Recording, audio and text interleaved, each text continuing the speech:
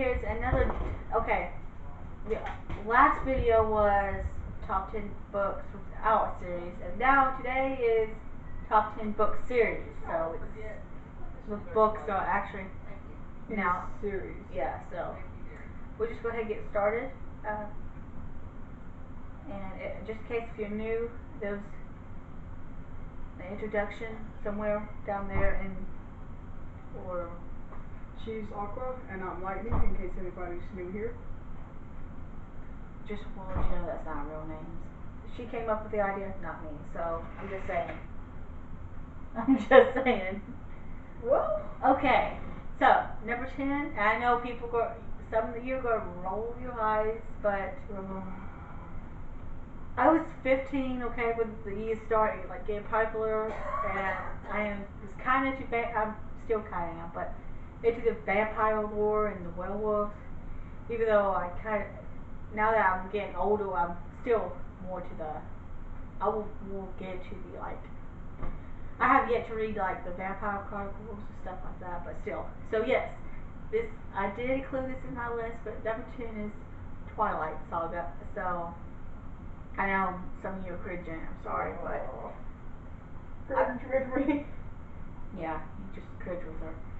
But like I said, one thing I do like about it doesn't necessarily follow the vampire cliche, even though I do like the vampire cliche, like the sun burns their skin with these sparkle, which I'll admit, I'm sorry Stephenie Meyer, but that is kind of weird.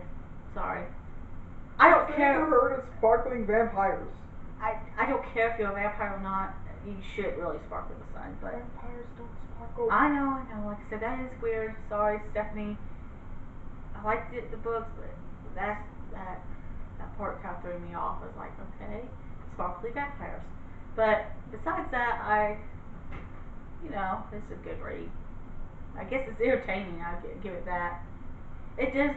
As the series goes on, it does get a little bit freaky. I'll admit that, especially if you've seen the movies but yeah, the Twilight Saga. So, okay, the next book is also YA, even though I do like the classics and stuff, as you see, but I still read YA. So YA, yeah, young adult fiction. So, and of course, The Mortar Instruments by Cassandra Clare. So, of course, the first one is City of Bones, and the last book actually didn't come out too long ago, The City of Heavenly Fire, I think, yeah. Which I'm currently now reading. So, but the movie version came out last year, a year ago. It's July, so it'll be a year because it came out last August. Which I love the cast. I love her, Cassie, Clare, which is the author. I like the cast, the actors. The movie, I'm sorry, didn't do this justice. I'm sorry. It did have good action in it. It did, I like the actors. It was Lily Collins. It was Jimmy Campbell, things like. I like the actors. I just didn't like how it was told. Yeah, it's just. I'm sorry. If they do happen to get the rest, try a different director or something, because the book, it kind of slaughtered the book. Sorry. Okay. I wouldn't know. Yeah, she doesn't read these books. They're too thick for me. Okay, speaking of Cassandra Clare, the next one is the prequels to this, The Infernal Devices. Which is a prequel? Yeah. This is a prequel. Yeah.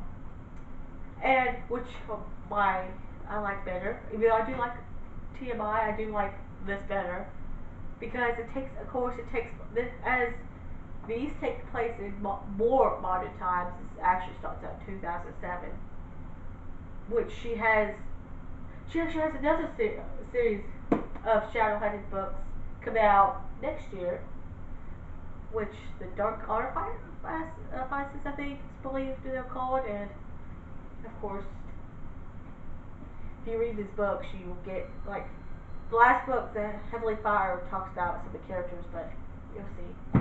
Anyway, this is a prequel. Now, this takes place in Victorian London. So, yeah, Victorian London. So Queen Victoria is queen. Just saying.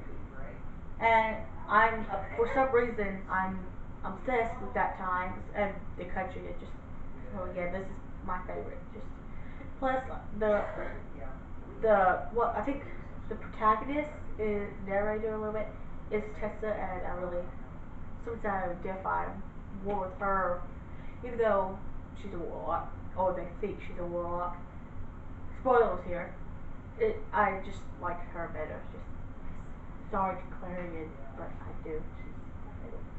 Okay, here's another YA, and of course, but the Divergent series by Veronica Roth. This is dystopian, I think is how you pronounce it. I don't know. It takes place in the future. So, and it's, even though I haven't read the second and third, I just know I like this series. Just, and yes, unfortunately, I know what happens in the third book, even though I haven't read it. I kind of have a really bad habit of going on Wiki. Yeah, I kind of spoiled the rest of the series, unfortunately. But I'm still gonna read it. But yeah, it wasn't smart. But yes, the Divergent series. Yeah, Don't spoil stuff for yourself. Yeah, that's not smart. So, but there's Veronica Roth. I kind of did it with Looking for Alaska, which reminds me, I'm kind of digressing here, but I kind of did it for Looking for Alaska too. I went on Wiki before I read the book. I wasn't smart, but I guess it's honorable mentions from the last video for favorite books. I am happy to be a John Green fan. So Looking for Alaska and of course The Fault in Our Stars. So those are two books that just again John Green just he likes messing with our emotions and you know you just moving on. Yeah, anyway, moving on. Oh dear. It bit. Don't forget you only have 9 books here. Yeah, I do, but I'll get to that later. The series of Unfortunate Events by Lemony Snicket, which here's another series I began in the 6th grade. So even though I've read through 1 through 11, so I still have 12 and 13 to read, but I think they're at the library. yeah, well, I still have yet to read them, but I don't know.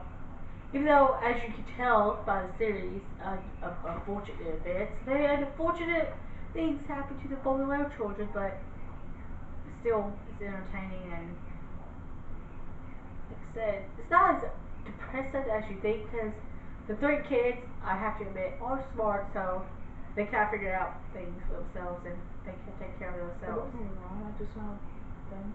That would make a fun video game. That would be an interesting video game.